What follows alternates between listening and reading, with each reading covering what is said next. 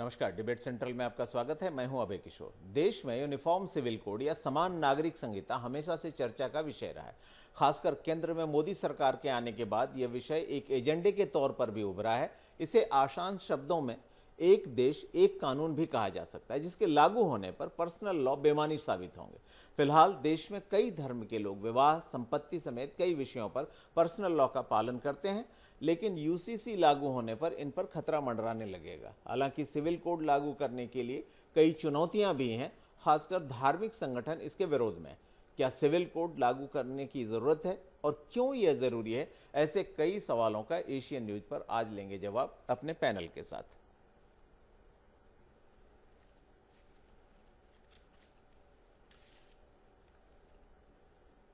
तो इस मसले पर चर्चा करने के लिए मेरे साथ आज तीन खास मेहमान मौजूद हैं। मेरे साथ हैं कांग्रेस प्रवक्ता अमित श्रीवास्तव, वरिष्ठ पत्रकार यूसुफ अंसारी और साथ ही बीजेपी प्रवक्ता तौकीर रजा। आप तीनों का बहुत बहुत स्वागत एशियन न्यूज में।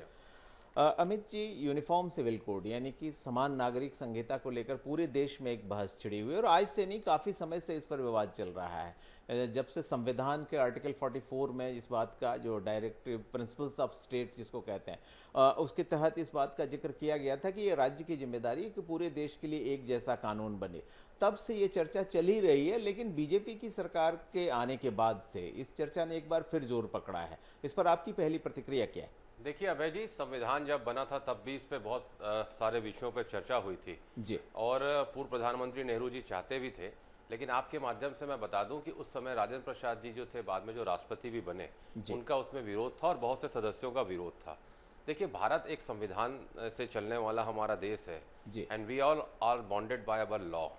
सबसे अहम बात मैं आपके माध्यम से कहना चाहता हूँ कि बिल्कुल हमारे देश की खूबसूरती यही है कि विविध के धर्म के लोग यहाँ पर रहते हैं और भारत को जाना ही इसलिए जाता है कि वासुदेव कुटुंब के लिए ही भारत को पूरे विश्व में जाना जाता है, पसंद किया जाता है। यहाँ की रीति संस्कृति को भी पसंद किया जाता है।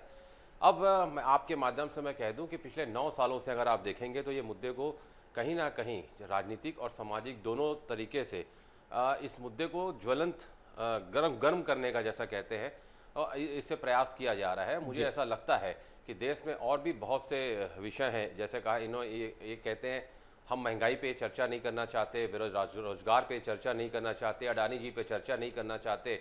ऐसे अनगिनत मुद्दे हैं जिस पे लोकसभा और राज्यसभा में भी अगर हम चर्चा करना चाहते हैं तो माइक बंद कर दिया जाता है। हमारे नेताओं ने कई बार आरोप भी लगाया है। तो मुझे ऐसा लगता है कहीं ना कहीं जो ज्वलंत मुद्दा इस देश में, जो जरूरत है, जिसमें ज़्यादा जरूरत है कि उस पर चर्चा हो, कहीं ना कहीं उस मुद्दों को भटकाने के लिए एक नया सिगुफा छोड़ा जाता है। लेकिन फिर मैं आपके माध्यम से कहता हूं कि देश की जनता पूरी तरीके से समझ चुकी है कि पहला, अगर आप देखेंगे 2014 का चुनाव, इन्होंने भ्रष्टाचार के ऊपर लड़ा, 2G, 3G, 4G, जिया जी जो भी ये कहते थे, और उसके बाद आप देखिए उस केस में सुप्रीम कोर्ट ने क्या कहा, उसमें कोई केस बनता ही नहीं था। तो पहला इस पे हो गया। दूसरा, अगर आप देखेंगे 2019 का चुनाव, इन्होंने जिस प्रकार से राष्ट्रवादिता पे लड़ा, और तीसरा चुनाव आपको मैं बड़े जिम्मेदारी के साथ कह रहा हूं कि जिस प्रकार से, चाहे वो छत्तीसगढ़ में हो चाहे दूसरे प्रदेशों में हो, अगर आप देखेंगे छत्तीसगढ़ की शांत फिजा को, छत्तीसगढ़ की शांत समरसता, जो पावन धरा है, उसकी समरसता को कहीं ना कहीं बिगाड़ने के उद्देश्य से बहुत से ऐसे विषयों को भी हवा देने का काम किया जा रहा है, चाहे वो कवर्धा हो, चाहे वो बस्तर का क्षेत्र हो।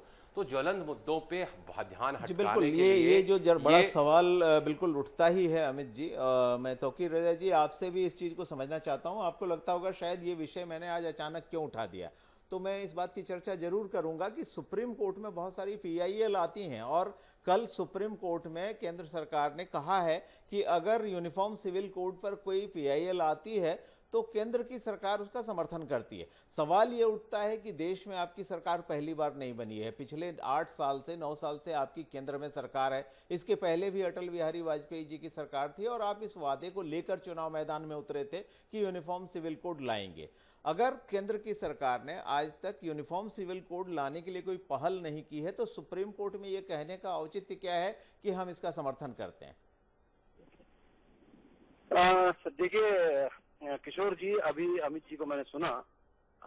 देखिए, कॉमन सिविल कोड जो है उसको आने में किसी को आपत्ति क्या है?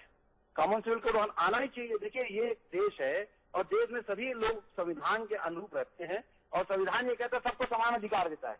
जब सबको समान अधिकार देता है, तो ये जो जैसा हमारे यहाँ शरीयत लॉ है, शरीयत लॉ क्यों बनाया गया भाई, अलग से क्यों बनाया गया, या दूसरे लॉ जो है अलग से पर्टिकुलर हमारे कुछ समाजों के लिए क्यों बनाए गए भाई। कॉमन सिविल कोड अगर रहेंगे तो सबके लिए फायदा है। आज अगर ट्रिपल तलाक के जैसे मुद्दे पर हमारी पार्टी ने निर्णय लिया और बाकायदा उस पर कानून भी बनाया और सुप्रीम कोर्ट का भी उसमें बहुत अच्छा फैसला आया, तो आज उसको सबने सर्वमान्य किया कि भाई आज जो हमारी जो मुस्लिम बहनों को तलाक दे के चलते एक तरफा तलाक दे के किनारे कर दिया जाता था, वो चीजें आज लगाम लगा दी गई।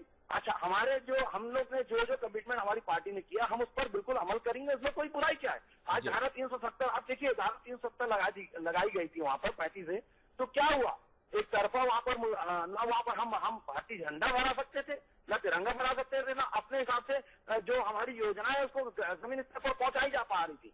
एक तरफा वहां पर धीरे धीरे वो हमारे देश से कटा चला रहा था, वो पाकिस्तान का समर्थन तक करने लगे थे कुछ लोग वहां पर। ऐसी स्थिति आ गई थी। इसलिए हमारे प्रधानमंत्री जी और माननीय मोदी जी ने जो फैसला लिया, धारा 370 और 35 को हटाया। चलिए, धारा 370 की बात तो अलग है। आज चूंकि हम यूनिफॉर्म सिविल कोड पर ही बात कर रहे हैं, तो हमारे साथ यूसुफ अंसारी जी भी जुड़े हैं, वरिष्ठ पत्रकार हैं।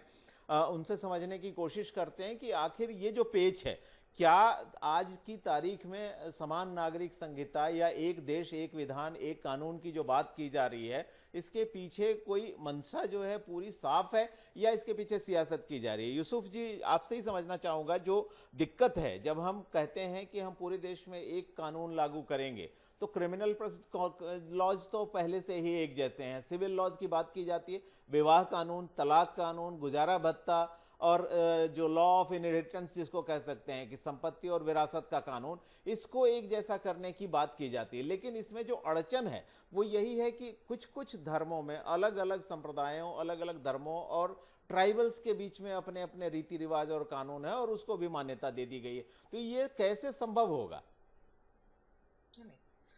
देखिए, अगर कई सारे और सब गुत्थम गुत्थम, किसी भी देश में की आत्मा होती है संविधान जी, और संविधान के मुताबिक ही देश चलता है और संविधान के मुताबिक ही देश को चलना चाहिए। संविधान में आर्टिकल 44 में ये कहा गया है, जो आपने शुरू में भी किया अपने ओपनिंग कमेंट में, कि भाई सरकार समान नागरिक संहिता को लागू करने की कोशिश करेगी। अगर समान नागरिक संहिता इस देश के लिए इतनी जरूरी होती तो जो 299 सदस्यों वाली कॉन्स्टिट्यूएंट असेंबली बनी थी, संविधान सभा बनी थी, जिसने 2 साल 11 महीने 18 दिन लगातार विचार विमर्श करके हमारे संविधान को बनाया, जिसे दुनिया में बेहतरीन संविधानों में गिना जाता है, तो उसी वक्त समान नागरिक संहिता लागू कर दी जाती। लेकिन जैसा कि अपने ओपनिंग रिमार्क में अमित श्रीवास्तव जी ने कहा था कि जो संविधान सभा के अध्यक्ष थे डॉक्टर राजेंद्र प्रसाद और बाद में राष्ट्रपति वो बने, तो उनका इस पर तीखा विरोध था, सरदार वल्लभ भाई पटेल का तीखा विरोध था, खुद संविधान की ड्राफ्टिंग कमेटी के चेयरमैन डॉक्टर अंबेडकर का भी इस पर विरोध था। और उन्होंने तो यहाँ तक कहा था कि समान नागरिक संहिता तब तक लागू नहीं की जानी चाहिए जब तक कि इसमें विशेष समुदाय, उन्होंने नाम लिखा था कि मुसलमान इसके आधार पर कहीं बगावत करने का उतारू ना हो जाए। जब हम बात करते हैं समान नागरिक संहिता, हिंदी में हम बात करते हैं समान नागरिक संहिता, तो सबसे पहले किसी भी सरकार में सरकार के हुक्मरानों की या उसके सत्ताधीशों की या सरकार की सबसे पहली जिम्मेदारी होती है कि नागरिकों के बीच जो असमानता है उस असमानता को दूर करे। जब नागरिक समान हो जाएंगे, उसके बाद कहीं सवाल आएगा कि भाई इस देश में समान नागरिक संहिता भी लागू होनी चाहिए। तो अभी क्या हम ये देखें कि आजादी के 70 साल 75 साल होने को है, हम आजादी का अमृत काल मना रहे हैं, तो क्या उस अमृत काल में इस देश के सभी नागरिकों को समान रूप से समान अधिकार हासिल हैं? तो जिम्मेदारी के साथ मैं ये बात कहता हूं कि अभी बहुत सारे मामलों में नागरिकों के समान अधिकार नहीं है। एक नागरिक, आप जैसा मुझ जैसा आदमी अगर आज कोई गंभीर रूप से बीमार हो जाए तो उनके ढंग से इलाज नहीं मिलेगा, लेकिन वही एक बड़ा तबका ऐसा है कि जिसके इलाज के लिए सारी सुविधाएं मुहैया है। क्या हमने समान शिक्षा लागू कर दी है? क्या हमने समान स्वास्थ्य सेवाएं समान रूप से नागरिकों तक पहुंच रही हैं? तो जब तमाम असमानताएं हो रही हैं, तो वहां से इन चीजों का, जिनका की बहुत ही ज्यादा व्यक्तिगत मामले हैं, उस पर हम एक जबरदस्ती कोई चीज क्यों थोप सकते हैं? किसी भी देश में संविधान के मुताबिक नागरिकों पर कोई भी किसी एक तरह की चीज थोपना जो है वो बिल्कुल अप्राकृतिक है। न्याय की जो प्राकृतिक परिकल्पना है, जी जो नैसर्गिक कहते हैं, उसकी मूल भावना के खिलाफ है। ये संविधान ये कहता है, जहां धार्मिक आजादी का जिक्र किया गया है कि इस देश का प्रत्येक नागरिक अपने अंतःकरण से अपनी मर्जी का धर्म का पालन करने, उसका उसकी प्रैक्टिस करने, धर्म को मानने, पहले वैसे धर्म में विश्वास करने, नंबर 2 उस धर्म का पालन करने, और नंबर 3 उसको प्रोपेगेट करने का अधिकार रखता है। तो जाहिर सी बात है, जब कोई व्यक्ति किसी विशेष धर्म को अपनाता है तो उस धर्म के साथ उसकी मान्यताएं जुड़ती हैं, वो मान्यताएं उसकी निजी होती हैं। बिल्कुल। तो जो एक निजी तरफ से जो धार्मिक स्वतंत्रता, वैचारिक स्वतंत्रता की छूट संविधान ने दी, एक मौलिक अधिकार का हिस्सा बनाया है, और उसके साथ यूनिफॉर्म सिविल कोड की जब भी हम बात करते हैं तो बहुत सारी धार्मिक मान्यताओं, रीति रिवाजों और जो जिस तरह से आदमी जीने का अभ्यस्त है परंपरागत तरीके से, उसके कई सवाल खड़े भी होते हैं। यूसुफ जी, मैं आपके पास दोबारा आता हूं। अमित जी, जो एक शंका पैदा होती है, देखिए किसी देश के लिए अगर हम एक जैसी परिस्थितियों, एक जैसे अवसरों की बात करते हैं, एक जैसे कानूनों की बात करते हैं, इसमें बुराई कुछ नहीं है, लेकिन समस्या तब पैदा होती है कि जब आप केंद्र में बैठे होते हैं, आप एक चुनावी वादा करते हैं कि हम 3 काम करेंगे, उसमें से एक मंदिर होता है, एक धारा 370 जिसको आर्टिकल 370 कहूं मैं, उसको हटाना होता है, और तीसरा यूनिफॉर्म सिविल कोड। 2 आप पूरे कर चुके हैं तो स्वाभाविक रूप से ये शंका जन्म लेती है उस तमाम तरह के धार्मिक समुदायों के बीच में जो अलग रीति रिवाज का पालन कर रहे हैं, कि कहीं ऐसा तो नहीं होगा कि अगली बार यूनिफॉर्म सिविल कोड हम पर थोप दिया जाएगा। और हम ये बात देख रहे हैं कि केंद्र में भले ही ये कानून नहीं लाया गया, क्योंकि शक है कि राज्यसभा में पारित कर पाएंगे कि नहीं, हमारी हिट ही तो नहीं हो जाएगी, लेकिन राज्यों के जरिए इसको थोपने की कोशिश हो रही है। हिमाचल प्रदेश में, उत्तराखंड में, गुजरात में, तमाम जगहों पर एक एक करके हम देखते हैं कि वादे किए जाते हैं। उत्तराखंड में तो सरकार ने एक समिति का गठन तक कर दिया है, एक रिटायर्ड जस्टिस की अध्यक्षता में। तो क्या आपको लगता है कि एक नए तरीके की मुहिम राज्यों के रास्ते से जा रही है, और ये सैंपल टेस्टिंग हो रही है कि राज्यों में अगर यूनिफॉर्म सिविल कोड लागू होता है तो प्रतिक्रिया क्या होती है? देखिए अभय जी, इस केंद्र में बैठी हुई सरकार और वहाँ के बैठे हुए हुक्मरानों ने इस देश में कई सारी चीज़ों की परिभाषा उन्होंने बदल दी है।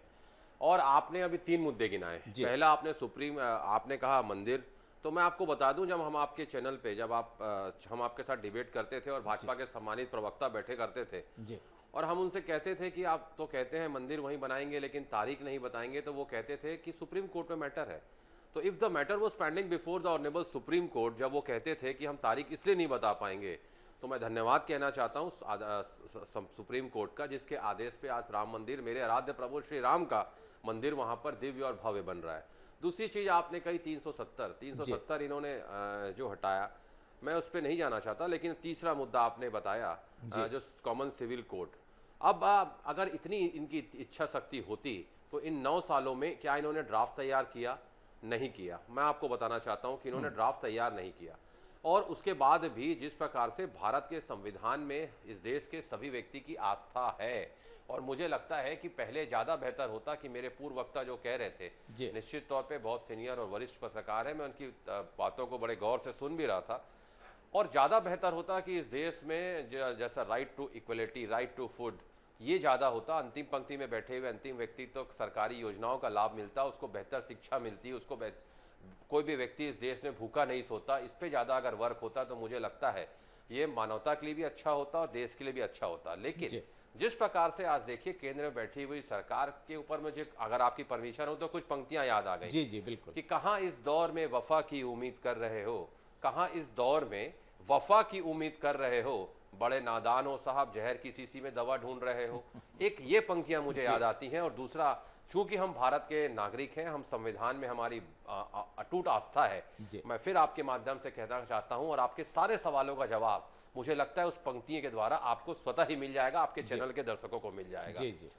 कौन कहता है मैं आंधी के साथ हूं, कौन कहता है मैं आंधी के साथ हूं, मैं तो आज भी गोडसे के दौर में गांधी के साथ हूं। तो मुझे लगता है इन सारे सवालों का जवाब इस छोटी सी पंक्तियां में है। इस देश को किस ओर ले जाना चाह रही है ये सरकार, मुझे समझ में नहीं आता। इस देश की खूबसूरती है यहाँ के डेमोक्रेसी, जिसपे लगातार उसको बार बार कलंकित करने का काम केंद्र की सरकार कर रही है। ऐसे अनगिनत एग्जाम्पल्स हैं। चुनी हुई सरकारों को गिराना, हम अब उस पर कभी और डिबेट कर लेंगे आप जी, और हमने पहले किया भी है। लेकिन मुझे ऐसा लगता है कि कहीं कोई भी, अगर आप कॉमन सिविल कोड लाना चाहते हैं, आप लोगों को कॉन्फिडेंस में लीजिए। जैसा पूर्व वक्ता कह रहे थे, तौकीर भाई कह रहे थे, आप बिल्कुल कॉन्फिडेंस लिए, लोगों को विश्वास में लीजिए, उसके बाद आप लाइए। बहुत बड़ी बात कहीं कही है, कहीं कोई दिक्कत नहीं लाना है, लेकिन तो मुझे ऐसा लगता है कि अगर आपको एक बड़े बदलाव की बरार आपको चाहिए, एक बड़ा बदलाव आप चाहते हैं, तो आप बुद्धिजीवी वर्ग को बैठाइए, देश की जनता को बैठाइए, प्रबुद्ध जनों को बैठाइए, सोसाइटी के जो प्रबुद्ध जन हैं उनको बैठा के चर्चा करिए। अगर वो चाहते हैं, अगर देश की जनता चाहती है, तो जनता जनार्दन होती है साहब, आपको वही करना पड़ेगा जो जनता चाहती है। लेकिन किसी भी हमारे देश में आर्टिकल 25 ने हमें क्लियर बताया है, right of speech, right of freedom, right to prayer, everything उसमें हमने डिस्क्राइब किया है। हमारे जो संविधान निर्माताओं ने उसमें सारी चीजों को बताया है। और मुझे लगता है कि विश्व में भारत के संविधान को हर जगह पसंद किया जाता है। और आज जो हमारा देश विविधताओं का देश है, यही भारत की ब्यूटी है, यही इंडिया की ब्यूटी। चलिए तौकीर रजा साहब, आप इतनी देर से बातचीत सुन भी रहे थे। निश्चित तौर पर जो दो मुद्दे साफ साफ दिखाई दिए हैं वो दो हैं कि एक तो जब हम समान कानून की बात करते हैं, यूनिफॉर्म सिविल कोड की बात मैं कर रहा हूं, अगर करते हैं तो उससे पहले देश को विश्वास में लिया जाए। ये नहीं कि अलग अलग राज्यों से धीरे धीरे करके उसको लागू करने की कोशिश की जाए। और दूसरी बात कि हम यूनिफॉर्म कोड लागू करें, इससे ज़्यादा आवश्यक है कि लोगों को एक जैसी परिस्थितियां उपलब्ध कराएं, एक जैसे अवसर उपलब्ध कराएं। तो ये आखिरकार इस पर इतना जोर क्यों? देखिए किशोर जी, आप लोग की आवाज मेरे बहुत कम आ रही है, क्योंकि मैं बहुत ही गंभीरता से सुन रहा हूँ। अभी जी ने बोला कि भाई पहले लोगों को अंतिम व्यक्ति तक वो योजनाएं पहुंचे और अंतिम व्यक्ति को फायदा पहले पहुंचे। तो अंतिम व्यक्ति को फायदे की बात मैं जब करूंगा कि आज पहली स्थिति ये थी कि पूर्व प्रधानमंत्री राजीव गांधी कहते थे कि हम 100 रुपए वहां से भेजते हैं तो 15 पैसा यहाँ पहुंचता है। ये आज वो कहते थे, आज स्थिति यह है कि हम जितना भेजते हैं पूरा का पूरा पहुंचाते हैं। ऑनलाइन सबके खाते में एक साथ एक बार में बराबर के बराबर आप किसी भी खाते में चेक कर सकते हैं। ईमानदारी पूर्वक सरकार पहुंचा रही है और युवा योजना का आप पहुंचाना चाहिए। रही बात यहाँ तक पहुंचने में, इन लोगों को जो अंतिम व्यक्ति तक पहुंचने के बाद फायदा नहीं मिल रहा है या लोगों को नहीं मिल रहा है, तो यहाँ पर भ्रष्टाचार चला जाता है। और सरकार गिराने की बात कर रहे हैं, यहाँ तो आप भ्रष्टाचार कर रहे हैं। सरकार कौन गिराएगा? आप खुद अपने आपको गिरा के बैठे हैं। यहाँ के लोगों ने इतना भ्रष्टाचार कर दिया कि अंतिम व्यक्ति का जो पैसा है वो भी खा के बैठे चले जा रहे हैं। अंतिम व्यक्ति के पैसे का जो 40% जमा करना चाहिए वो नहीं पहुंच पा रहे हैं। तो अंतिम व्यक्ति को कहां से लाभ मिलेगा बताइए मेरे को। केंद्र सरकार की 117 योजनाएं चल रही है, 117 योजनाओं में लगभग 30 से 40% इनको जमा करना है राज्य सरकार को। यहाँ की राज्य सरकार जमा नहीं कर पा रही है। वहीं आप राजस्थान की राज्य सरकार देखिए, महीने बढ़ो तो कांग्रेस की सरकार है, वो कुछ न कुछ वो पैसे पहुंचा रही है। वहां पर दूसरी योजनाओं पर हमारी जो केंद्र की बहुत सारी योजनाओं का अंतिम व्यक्ति को लाभ पहुंचा है, तो वो भी दे रही पैसा। यहाँ से पैसा कहाँ जा रहा है? यहाँ के जो माननीय मुख्यमंत्री हैं, जितना छापा या घोटाला हुआ, जितना घोटाला हो रहा साबित हो रहा, तब तो पकड़ा रहा है। आज पकड़ा रहा है तब वो कैसे कोर्ट में पेश हो रहे हैं। तो ये सब चीजें आएंगी तो कहाँ से किसी अंतिम व्यक्ति तक पहुंचेंगी बताइए योजना का लाभ। तौकीर साहब अंतिम व्यक्ति का पैसा जो LIC में था वो अडानी के पास जा रहा है, आप उस पर चर्चा नहीं करते हैं। बात जब चलेगी तो दूर तक जाएगी। तो कीजिए, ये बात भी आप याद रखिएगा, जनता की गाड़ी का माई को कौन अडानी तक पहुंचा रहा है अपने कॉर्पोरेट मित्रों को। ये देश संविधान से चलेगा। 4 व्यक्ति, 2 बेचने वाले और 2 खरीदने वाले, ये देश को नहीं चला सकते, ये याद रखिए। देश आज तक, देश की खूबसूरती यही है कि भारत का एक संविधान है और देश संविधान से चलता है। आपके 4 लोगों की मर्जी से नहीं चलेगा और देश शाह और शहंशाह जी की मर्जी से भी नहीं चलेगा। देश चलेगा जनता की मर्जी से, लोकतंत्र से, जिसे आप लगातार बार बार कलंकित और अपमानित करने का काम कर रहे हैं। तौकीर रजा साहब आपके पास आता हूं, लेकिन यूसुफ जी के पास एक बार। यूसुफ जी, जो दिक्कतें हैं, अगर हम मान लीजिए थोड़ी देर के लिए कि हम पूरे देश में यूनिफॉर्म सिविल कोड या समान नागरिक संहिता लागू करने की कोशिश भी करते हैं, तो ये जिन 4-5 विषयों की मैं आपसे चर्चा कर रहा था, विवाह संबंधी कानून, तलाक संबंधी कानून, गुजारा भत्ता, उत्तराधिकार और वसीयत के जो नियम है, वो मुस्लिम धर्म में, ईसाइयों में या कुछ आदिवासियों में भी अलग अलग हैं। किसी की पिता से संपत्ति प्राप्त होती है तो आदिवासियों में माता का संपत्ति पर अधिकार होता है। तो ये जो अलग अलग परेशानियां हैं, ऐसे में इसको एक जैसा अगर लागू करेंगे तो मानक क्या रखेंगे?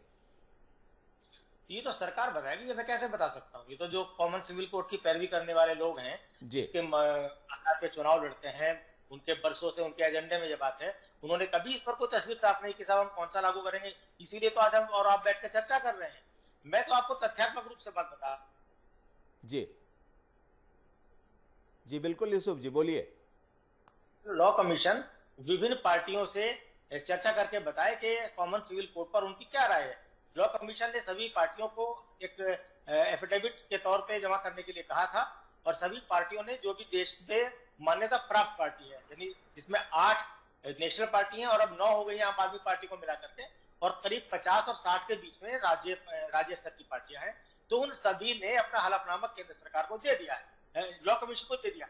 ये लॉ कमीशन की जिम्मेदारी है कि वो बताए कि किस पार्टी ने कॉमन सिविल कोड के बारे में अपनी क्या राय जाहिर की है। जहां तक मेरी जानकारी है, मेरी जानकारी के हिसाब से हिंदू विवाह अधिनियम में सिख समुदाय, जैन और बौद्ध समुदाय को हिंदू माना गया है, लेकिन ये अपने आप को हिंदू नहीं मानते हैं, और इनकी मांग है कि हमारा जो पर्सनल कोड है वो अलग किया जाए। सिखों की बाकायदा राष्ट्रपति को चिट्ठी लिखी गई है, लॉ कमीशन को उन्होंने बताया साहब हम तो मानते हैं हम धर्म से हिंदू नहीं है, और हमारा सिख धर्म अब एक अलग धर्म है, उसको दिया जाए। जब जैन धर्म के लोग सुप्रीम कोर्ट में अपने आप को अल्पसंख्यक का दर्जा हासिल करने के लिए लड़ाई लड़ रहे थे, तब उनको कहा जाता था वो हिंदू धर्म का हिस्सा, उन्होंने कहा कि नहीं हम हिंदू नहीं, हम तो सिख, हम तो जैन, हमारा धर्म अलग है। तो एक तरफ ये एक इनर जो कंट्राडिक्शन है, इनको सरकार कैसे दूर करेगा? अकेले मुसलमानों का मसला नहीं है, मुसलमानों को इससे अभी दूर रखा जाए, क्योंकि मुसलमान तो बहुत बाद में आते हैं इसमें। जी जी। तो सवाल ये है कि ये जिम्मेदारी सरकार की है कि सरकार बताए कि साहब अगर सब एक तरह से शादी करेंगे तो वो अग्नि के चारों तरफ फेरे फिर के शादी करेंगे, या वो निकाह में कबूल कह के शादी करेंगे, या चर्च में जाके शादी करेंगे, तो सरकार की जिम्मेदारी, सरकार बताए कि हम ये तरीका रखेंगे, जिसको अपनाना है अपनाए, जिसको अपनाना नहीं अपनाए।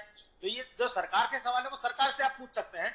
जहां तक मैं मानता हूं, जो मैंने इसके बारे में जाना है, अगर किसी जैसे मुस्लिम समाज, जैसे आप मुसलमान की बात करते हैं, मैं आपको बताता हूँ, मुस्लिम समाज के लिए कुरान में जो मुसलमानों की मुकद्दस किताब है और शरीयत का फर्स्ट सोर्स है, तो उसमें संपत्ति के बंटवारे का एक पूरा फॉर्मूला बताया गया है कि इस फॉर्मूले से किसी भी व्यक्ति की संपत्ति का बंटवारा उसके वारिसों में होगा, और बिल्कुल कहा गया है, आदेश है कि कोई किसी भी वारिस का हिस्सा काट के दूसरे को नहीं दिया जा सकता।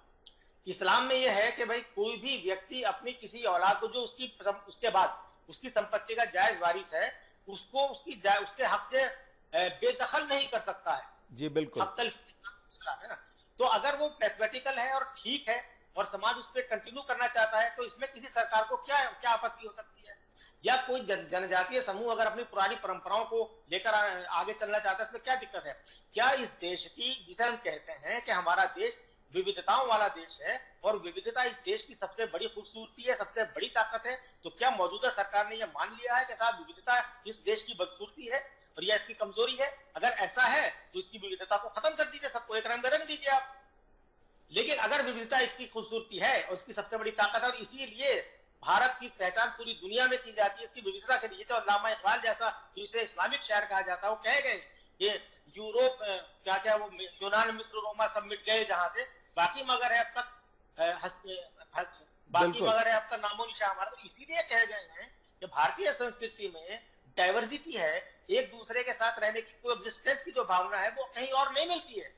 तो अगर उसे खत्म करके हम सबको एक जैसा बनाना चाहते हैं, तो ये बिल्कुल एक ही डंडे से सबको हाँकने की कोई आवश्यकता तो यूसुफ जी दिखाई नहीं देती। हाँ, अगर ऐसा लगता है कि किसी कानून में, चाहे वो किसी भी नागरिक, किसी भी पर्सनल लॉ की बात हो या किसी भी कानून की बात हो, अगर उसमें कोई ऐसी चीज है जो आज के दौर में अप्रासंगिक हो गई, तो उसमें संशोधन करना ही पर्याप्त होगा। बहरहाल आप तीनों इस चर्चा में शामिल हुए, इसके लिए आपका बहुत बहुत धन्यवाद। ये विषय इतना बड़ा है कि इस पर जितनी भी चर्चा करें कम है। दर्शकों को ये चर्चा समाप्त करने के पहले ये जरूर मैं बताना चाहूँगा कि पूरे भारत में एक राज्य जरूर है जहां आज भी यूनिफॉर्म सिविल कोड लागू है, और वो राज्य है गोवा, क्योंकि वो पुर्तगीज कानून के तहत चलता है। लेकिन उसमें भी कुछ दिलचस्प प्रोविजंस हैं, जैसे हिंदुओं के लिए वहां इस बात का प्रावधान है कि वो एक के बजाय 2 शादियां कर सकते हैं, और कारण जो है वो भी रोचक है। अगर 25 साल की उम्र तक पत्नी संतान पैदा नहीं कर सकती तो वो दूसरी शादी कर सकते हैं, या 30 साल की उम्र तक बेटा नहीं पैदा करती तो शादी कर सकते हैं। इसलिए इस तरह के जो प्रावधान है उसको देखते हुए यूनिफॉर्म सिविल कोड से ज्यादा आवश्यक चीज ये है कि हम देश में सभी को समान अवसर दें, ऐसी परिस्थितियां उत्पन्न कराएं जिसमें हमारे देश की विविधता बनी रह सके। आज की चर्चा में इतना ही, मुझे दीजिए इजाजत, नमस्कार।